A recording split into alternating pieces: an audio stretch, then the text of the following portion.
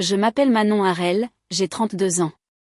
Et jusqu'à il y a quelques semaines, je croyais encore que ma famille tenait assez à moi pour vouloir ma présence au mariage de mon frère. Ma robe était repassée, le cadeau emballé, la date marquée en rouge sur mon calendrier. Demain.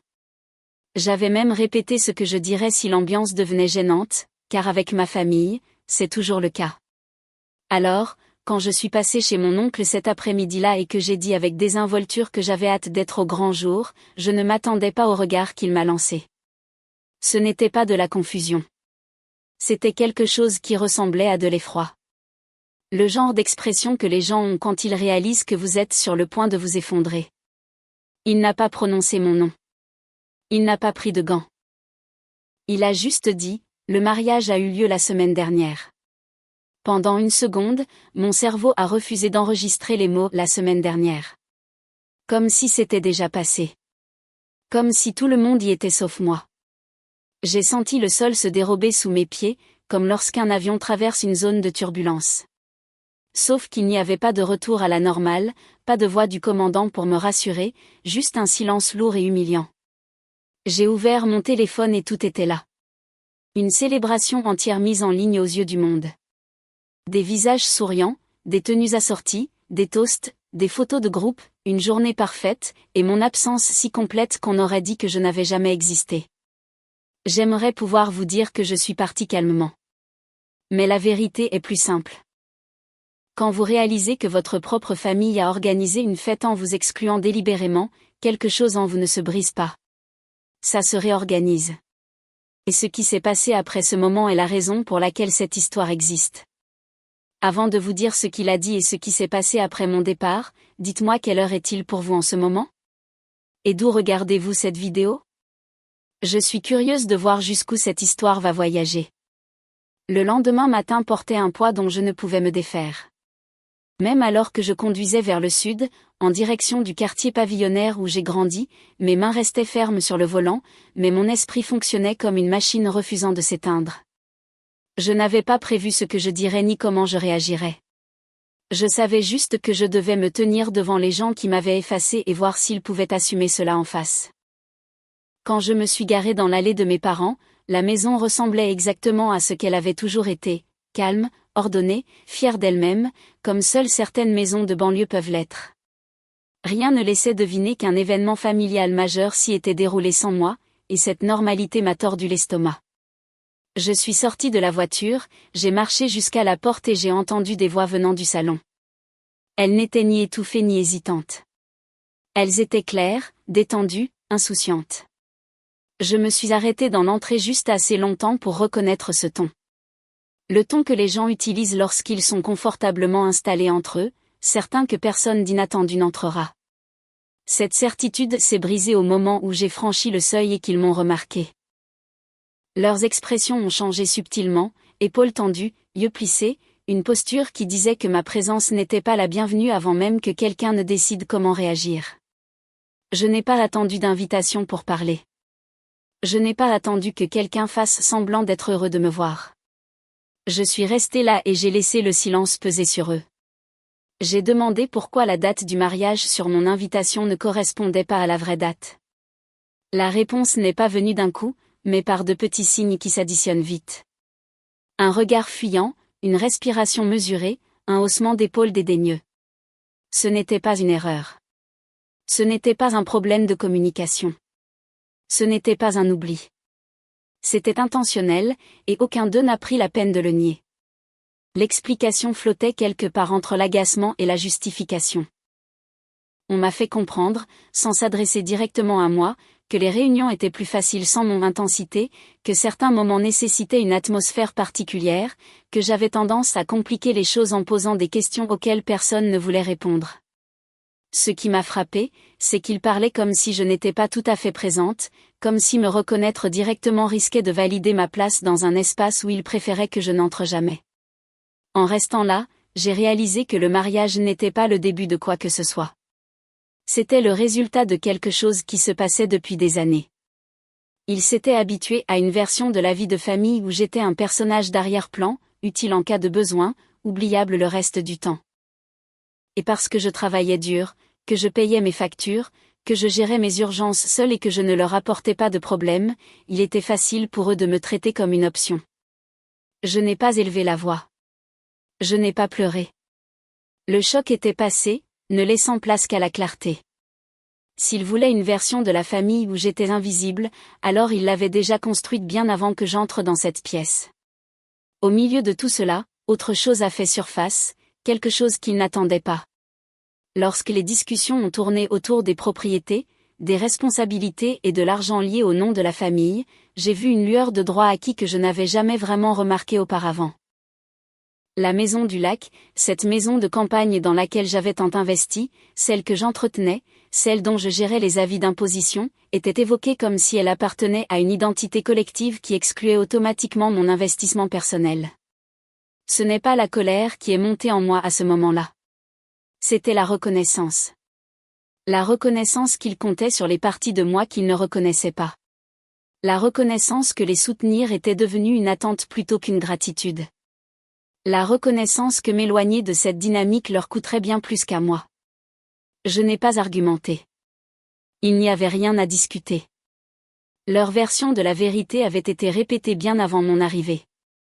Au lieu de cela, j'ai laissé la pièce garder sa tension et j'ai laissé chaque personne ressentir le malaise que ma présence apportait.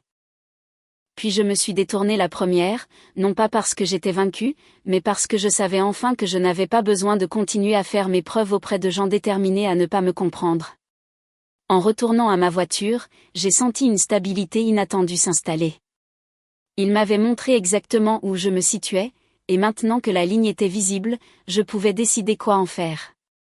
Une portion d'autoroute silencieuse m'a éloignée de la confrontation, et au moment où les arbres se sont densifiés le long de la rive, ma destination s'était déjà formée dans mon esprit. J'avais besoin d'espace pour réfléchir, et il n'y avait qu'un seul endroit qui m'avait toujours offert cela sans condition, la maison du lac. Pas la version que ma famille romançait, mais la vraie. Imparfaite, vieillissante, exigeant un entretien que moi seul semblais disposé à gérer. Quand je suis entrée, le grincement familier du parquet m'a accueilli comme un rappel de chaque réparation que j'avais programmée, chaque facture que j'avais payée. L'air sentait légèrement le cèdre, cette même odeur qui me permettait de garder les pieds sur terre quand ma vie semblait trop encombrée. Maintenant, elle faisait simplement place à la vérité qui s'installait dans ma poitrine. J'ai jeté mes clés sur le comptoir et je suis allée directement à l'armoire où je gardais tous les documents liés à la propriété. Je ne cherchais rien de précis. J'avais juste besoin de clarté. J'ai sorti les dossiers et je les ai étalés sur la table de la salle à manger. Page après page, une histoire financière que je n'avais jamais consciemment comptabilisée s'est révélée. Réparation de toiture, plomberie, taxes foncières, dératisation, hivernage, réparation d'urgence après les tempêtes. Chaque coup me revenait. Souvent sans reconnaissance, parfois sans merci. Ma signature apparaissait si régulièrement qu'on aurait dit que la maison m'appartenait légalement bien avant que je réalise qu'elle ne m'appartenait émotionnellement qu'à moi. En fouillant plus profondément dans la pile, j'ai trouvé des papiers plus anciens liés à un autre type d'obligation. Des virements effectués pour soutenir des projets qui n'étaient jamais les miens. Des prêts co-signés pendant des périodes où personne d'autre ne se présentait. Des paiements passés en responsabilité familiale mais jamais partagés équitablement. J'ai reconnu le schéma instantanément. Même si je ne l'avais jamais nommé à voix haute, j'étais la fiable, le filet de sécurité silencieux. Et parce que je ne demandais jamais rien, il supposait que je n'avais besoin de rien. La réalisation n'a pas été douloureuse. Elle s'est installée avec la lourdeur de quelque chose qui n'avait que trop tardé. Je me suis adossée à ma chaise et j'ai laissé mon regard parcourir la pièce. Des souvenirs vivaient dans les coins. Les week-ends passés à réparer ce que les autres ignoraient. Les soirées où je travaillais à distance depuis la véranda pour respecter mes délais tout en gérant les appels d'assurance. La maison était devenue à la fois un sanctuaire et un fardeau, un endroit où je versais des efforts sans attendre d'appréciation. Et maintenant, cet effort ressemblait à la preuve la plus claire de la distance entre moi et la famille que j'essayais toujours d'atteindre. Mon téléphone a vibré sur la table, brisant le calme. Un groupe de discussion avec des proches a illuminé l'écran, rempli d'hypothèses et de jugements déguisés en inquiétude. Ils parlaient de malentendus, disaient que je devrais être plus solidaire, qu'il ne fallait pas créer de tensions inutiles. Personne n'a demandé ce qui s'était réellement passé. Personne n'a demandé si j'allais bien. Leurs mots m'ont enfoncé davantage dans mon siège au lieu de me ramener vers eux. Je n'ai pas répondu. Je ne devais à personne une performance de calme. Au lieu de cela, j'ai ouvert mes contacts et j'ai appuyé sur le nom de la seule personne qui m'avait toujours dit la vérité sans essayer de la déformer, Chloé. Quand elle a répondu, le son de sa voix a stabilisé quelque chose en moi. Je lui ai dit que j'avais besoin de conseils, pas de réconfort. J'avais besoin de clarté, pas d'encouragement. Elle a écouté sans m'interrompre, puis a suggéré ce que je sentais déjà nécessaire, une aide professionnelle, quelqu'un qui pourrait analyser la réalité financière sans la distorsion émotionnelle sur laquelle ma famille comptait. C'est ainsi que le nom a surgi, Maître Nathalie Cross, une avocate en qui Chloé avait toute confiance.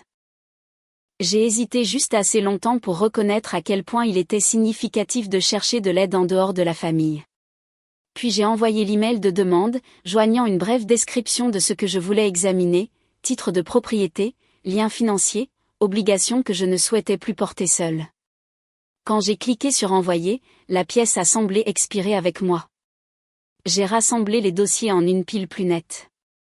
Non pas parce que l'ordre importait, mais parce que j'avais besoin de traiter chaque document comme la preuve de quelque chose d'important. Pas la preuve d'un fardeau, mais la preuve d'un investissement, d'un effort, de revenus, d'un engagement que personne d'autre n'avait égalé. La maison du lac avait survécu aux tempêtes, aux réparations, à la négligence et au renouveau éventuel. Moi aussi. Alors que le soleil descendait dehors, les fenêtres captaient la lumière changeante en taches chaudes sur le sol. Je ne me sentais pas calme, mais je me sentais certaine. Les prochaines étapes ne seraient pas simples, et elles ne seraient pas silencieuses, mais elles seraient les miennes. 2 jours plus tard, je suis entrée dans une salle de conférence vitrée en centre-ville et j'ai enfin mis ma vie sur la table devant moi. En face de moi était assise l'avocate, Nathalie Cross.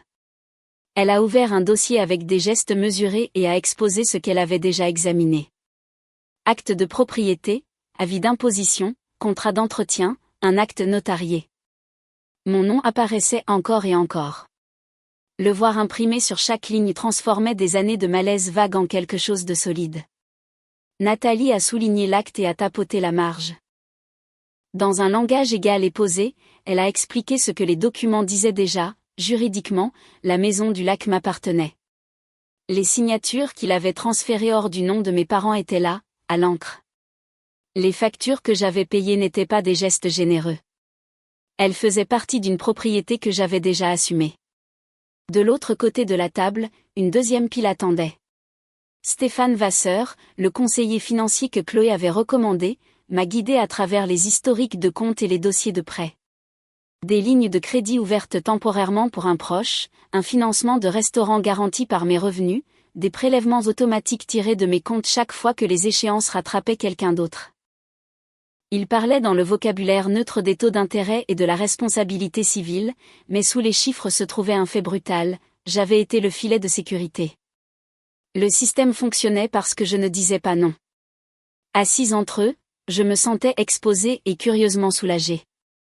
Personne dans cette pièce n'avait intérêt à protéger la version des faits de ma famille. Ils lisaient simplement ce qui était devant eux et me rendaient la réalité. Nathalie l'a résumé sans détour. La maison du lac n'était pas un bien familial partagé ni un projet de groupe sentimental. C'était ma propriété. Quelle que soit l'histoire que mes proches préféraient, elle n'avait aucune force en dehors de leur propre conversation. Stéphane a suivi avec sa propre conclusion, ma position de garante sur certaines dettes pouvait changer. Cela prendrait du temps et certaines institutions résisteraient, mais le statut de cosignataire pouvait être retiré, les comptes fermés, les autorisations révoquées. Rien de tout cela ne serait plaisant. Tout cela était possible. Nous avons défini les prochaines étapes, lettres à envoyer, appel à passer, mot de passe à réinitialiser. Au moment où j'ai quitté la salle de conférence, je portais une fine enveloppe de copies et une conscience plus épaisse de ce que j'avais permis au nom de la paix. En bas, le hall de mon immeuble de bureau bourdonnait du bruit de l'heure du déjeuner. Pourtant, l'atmosphère semblait étrange, comme une pièce où une dispute vient de se terminer ou est sur le point de commencer. Près du bureau de réception, le flux de circulation avait ralenti. J'ai suivi la ligne de mire et j'ai vu 3 silhouettes au comptoir, épaules tendues, gestes secs. Mes parents se tenaient le plus près du bureau. Mon frère les flanquait, planté comme un second mur. Même de loin, j'ai reconnu la façon dont leur corps penchait vers l'avant, réclamant un espace qui ne leur appartenait pas. Ce n'était pas une visite. C'était une tentative de forcer leur chemin dans un endroit qu'ils ne contrôlaient pas. Le sourire poli de la réceptionniste s'était figé. Elle se reculait légèrement face à la force de leur insistance. Je me suis arrêtée à côté d'une colonne porteuse, assez loin pour qu'ils ne me voient pas, assez près pour comprendre ce qu'ils faisaient. Ils exigeaient l'accès à ma personne selon leurs conditions, dans un endroit où mon travail m'isolait habituellement de leurs humeurs. Ils traînaient notre chaos privé dans le seul environnement où j'avais une réelle autorité. Olivier Morel, l'agent de sécurité qui me saluait habituellement d'un signe de tête le matin, s'est avancé vers eux. Sa seule présence a fait basculer l'équilibre. Il a posé des questions, les a dirigés loin du bureau de réception, leur a rappelé calmement que le bâtiment avait des politiques pour les visiteurs. Ma famille n'aimait pas qu'on lui dise non. Quand Olivier a sorti son petit carnet d'incidents et a commencé à écrire, quelque chose en moi s'est desserré.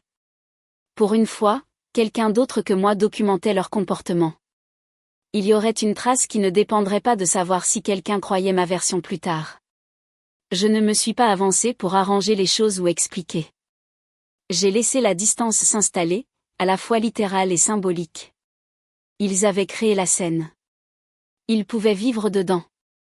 Un ascenseur s'est ouvert à proximité. Je suis entrée, j'ai appuyé sur mon étage et j'ai laissé les portes se refermer sur le hall, les voix élevées et la supposition que je viendrais toujours en courant.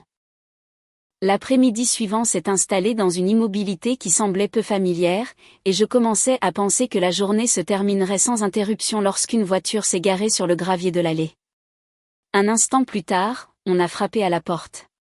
Des coups doux, délibérés et inconfondables. Quand j'ai ouvert, Victor Delorme, mon oncle, se tenait sur le porche tenant une mallette en cuir usé qui n'appartenait à aucun travail qu'il exerçait encore. Il ne s'est pas lancé dans des explications.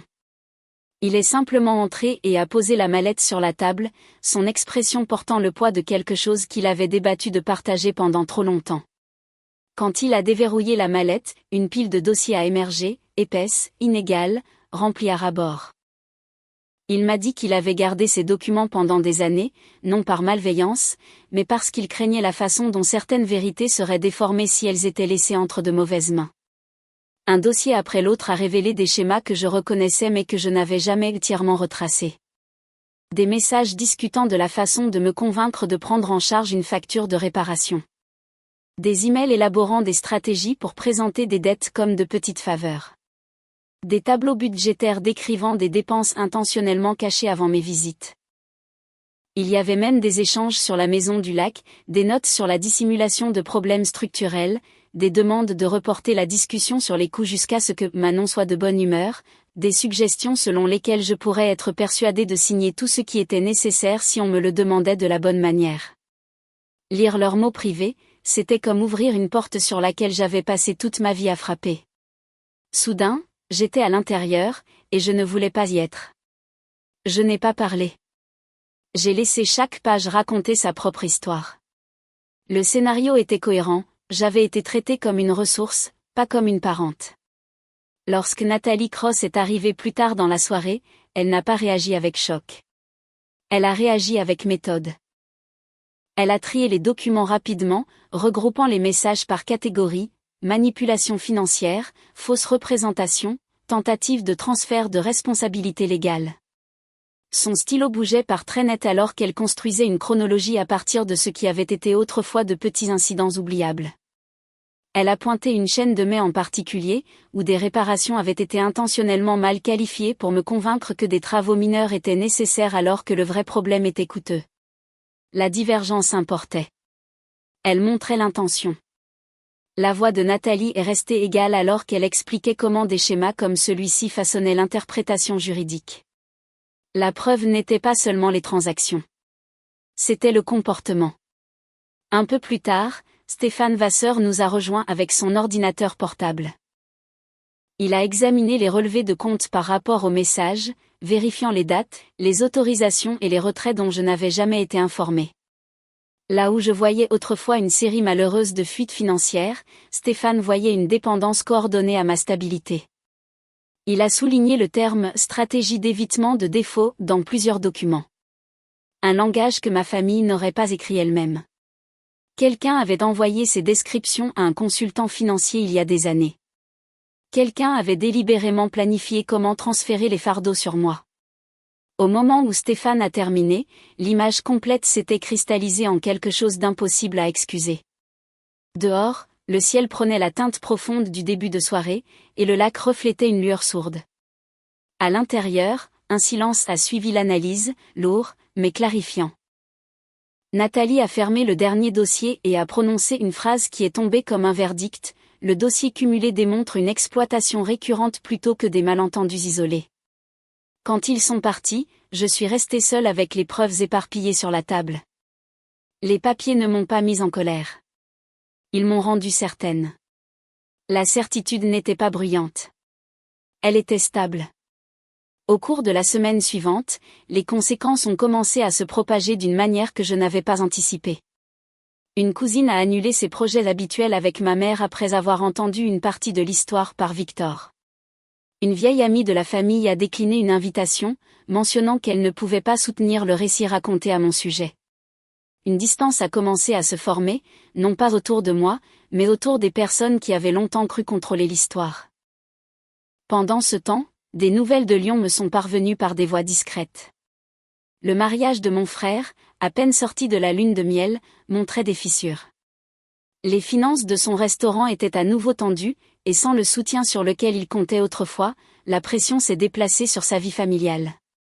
Sa femme entendait des morceaux de vérité et découvrait des divergences que sa confiance ne pouvait absorber.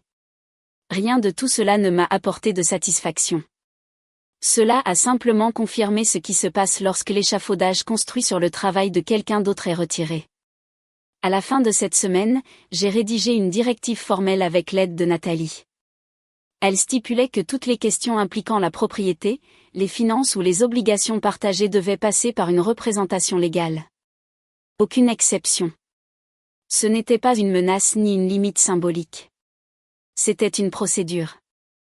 Quand je l'ai signée, ma main n'a pas tremblé.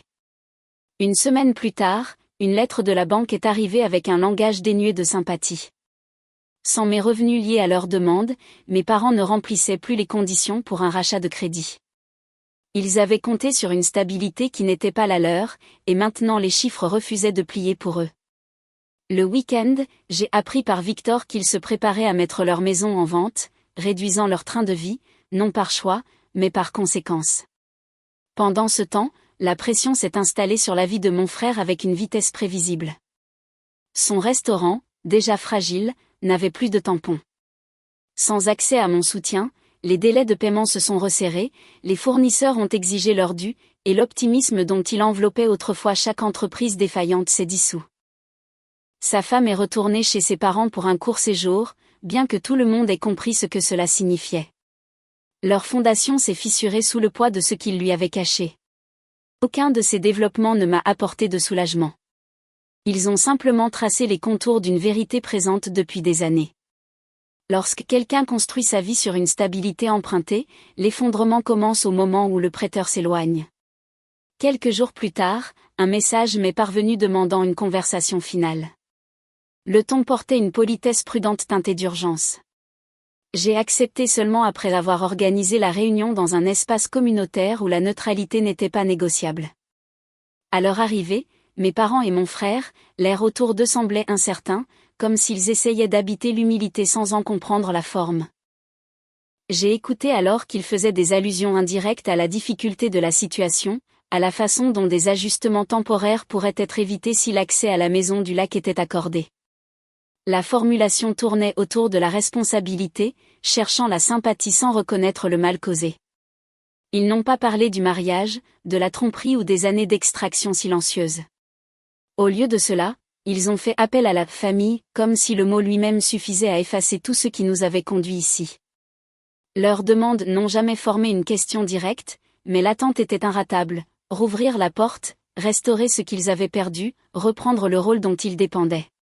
Pour la première fois, je ne me sentais pas déchirée. Je ne me sentais ni coupable ni cruelle. Je me sentais claire.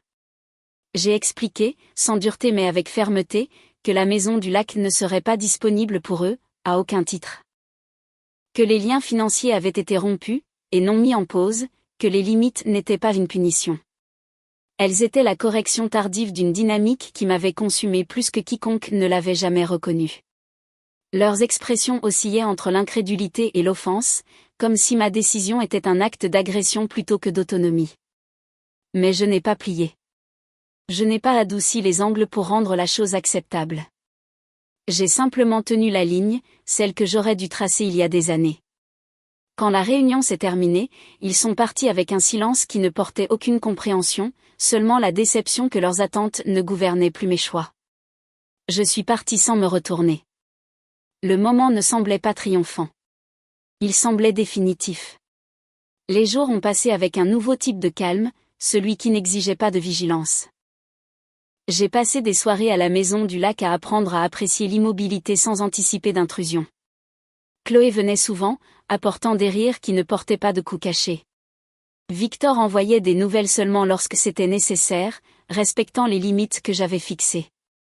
Nathalie et Stéphane ont terminé les derniers papiers, clôturant le chapitre avec précision.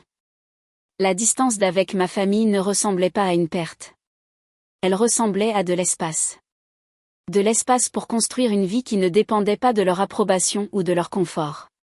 De l'espace pour choisir ce qui restait et ce qui n'avait plus sa place à mes côtés. Et dans cet espace, j'ai compris quelque chose que je ne m'étais jamais permis d'accepter, la famille ne se définit pas par le sang partagé, mais par le respect partagé. Si quelqu'un vous demande à plusieurs reprises de vous diminuer pour qu'il puisse se tenir plus grand, il n'est pas votre fondation.